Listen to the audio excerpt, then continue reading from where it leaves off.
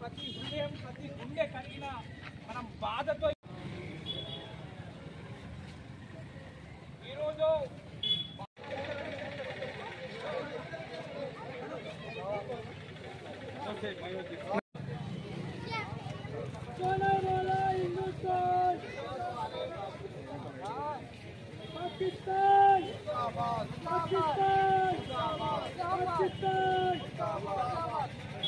పాకిస్తాన్ ప్రేరేపిత ఉగ్రవాదం ఏదైతే తీవ్రవాదం కాశ్మీర్లో ఉన్న పహల్గామ్ ఏదైతే పర్యాటక కేంద్రంలో 26 మందిని అతి దారుణంగా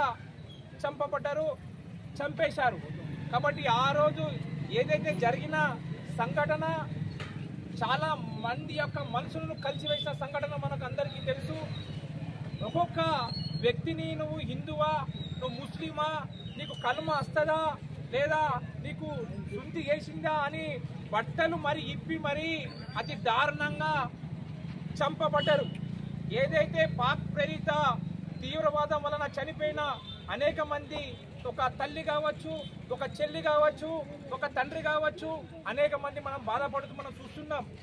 ఏదైతే భారతదేశం రోజు రోజుకు ప్రపంచంలోనే అతి గొప్ప దేశంగా ఉన్న విషయాన్ని మనం చూస్తున్నాం. దాన్ని జీర్ణించుకోలేని పాకిస్తాన్ ఈరోజు మన మినీ స్విట్జర్లాండ్ గా పిలుచుకునే పహల్గామ్ సమీపంలోని బైసరన్ లోయలో ఒక ఉగ్రవాద చర్య అనేది మన యావత్ భారతదేశానికే ఒక ఉలిక్కిపాటుకు గురి చేసింది.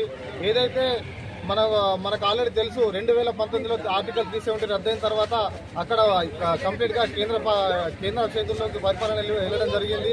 అప్పటి నుంచి దాదాపు 5 సంవత్సరాలలోపు ఒక్క ఉగ్రవాద చర్య కూడా అక్కడ జరగలేదు. మరి ఏదైతే సుప్రీంకోర్టు ఆదేశాల ప్రకారము ఆ తర్వాత దాదాపు 5 సంవత్సరాల తర్వాత అక్కడ జమ్మూ కాశ్మీర్ ఎలక్షన్ నిర్వహించడం జరిగింది. ఆ ఎలక్షన్ నిర్వహించిన తర్వాత అక్కడ రాష్ట్ర ప్రభుత్వం కొత్తగా ఏర్పడిన తర్వాత ఎప్పుడైతే 2024లో అక్కడ కొత్త ప్రభుత్వం ఏర్పడిందో అప్పటి నుంచి ఉగ్రవాద చర్యలను మరి ఇంకా ఇంతకుముందు ఎలా అయితే ఉందో తర్వాత కూడా అలానే కంటిన్యూ అవుతున్నాయి. అలాగే దీనికి ముఖ్య కారణం అక్కడ ఏదైతే రాష్ట్ర ప్రభుత్వం ఉందో లోకల్ రాష్ట్ర ప్రభుత్వం విఫలం అవ్వడం వల్లనే ఇక ఉగ్రవాద చర్యలు ఇంకా రోజు రోజుకు పెరిగిపోతున్నాయి.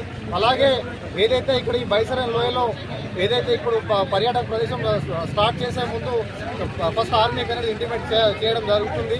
కానీ వీళ్ళు ఏదైతే రాష్ట్ర ప్రభుత్వం ఉందో వాళ్ళకి ఏది కూడా అనుమతి కోసం అడగలేదు. వాళ్ళంతటా వాళ్ళే ఓపెన్ చేసి ఇది ప్రీ ప్లానెడ్ గా ఇది మరి ఏదైతే ఎక్కడైతే ఇప్పుడు హిందువుల మీద జరిగిందో నువ్వు హిందువా, ముస్లిమా, క్రిస్టియనా అని వాళ్ళ మతాన్ని అడిగి మరి వాళ్ళని చంపడం జరిగింది. అట్లాగే మరి ముస్లిం అని చెప్తే కూడా వాళ్ళ బట్టలు ఇరిసి మరి వాళ్ళు శుద్ధి చేసుకున్నారో లేదో అని కూడా అది చెక్ చేసి కూడా వాళ్ళని చంపడం జరిగింది. అలాగే వాళ్ళ భార్యలు కూడా నా భర్త చనిపోయాడు, మాకు చిన్న పిల్లలు ఉన్నారని అడిగితే కూడా మొరపెట్టుకుంటే కూడా వాళ్ళు కావాలని చంపడం జరిగింది. మీరు ఏదైనా ఉంటే కూడా మీ మోడీకి వెళ్ళి చెప్పుకోండి, మీరు ఏం చేస్తున్నా మేము చూసుకుంటామని చెప్పిండు. అంటే వాళ్ళు ఎంత బరి తెగిస్తున్నారో మనం తెలుసుకోగలము. దీని అంతటి వెనకాల కూడా పాకిస్తాన్ దేశం హస్తం ఉంది. ISS హస్తం కానీ పాకిస్తాన్ దాని హస్తం ఉండడం వల్లనే ఈ రోజు జమ్మూ కాశ్మీర్లో ఏదైతే శాంతిగా జీవిస్తున్నారో అక్కడ మళ్ళీ ఉగ్రవాదం అనేది గురుడు పోసుకుంటున్నది. దీనికి అంతటి కూడా మన ముక్త కంఠంతో ఖండిస్తూ మనం ఈ రోజు ఇక్కడ నుంచి కుబీర్ మండల కేంద్రం నుంచి మన భారత ప్రభుత్వానికి ఒకటే విన్నవిస్తున్నాము. ఏదైతే పాకిస్తాన్ ఆక్రమిత కాశ్మీర్ ఉందో అది మళ్ళీ మన భారతదేశాన్ని ఆక్యుపై చేసుకోవాలని ఈ రోజు మన ప్రభుత్వాన్ని కూడా కోరుకుంటున్నాము.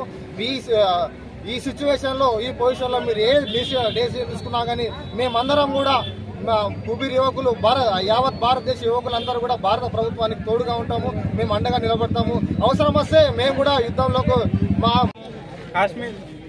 జమ్మూ కాశ్మీర్లోని పహల్గామ్లో జరిగిన ఉగ్రదాడికి నిరసనగా ఈరోజు కుబీర్ మండల హిందూ వాహిని శాఖ ఆధ్వర్యంలో శాంతియుత ర్యాలీ నిర్వహించడం జరిగింది. అలాగే వారి ఆత్మలకు శాంతి కలగాలని కోరుకుంటూ కుబీర్ హిందూ వాహిని శాఖ ఆధ్వర్యంలో ర్యాలీ తీయడం జరిగింది. జై హింద్, జై భారత్.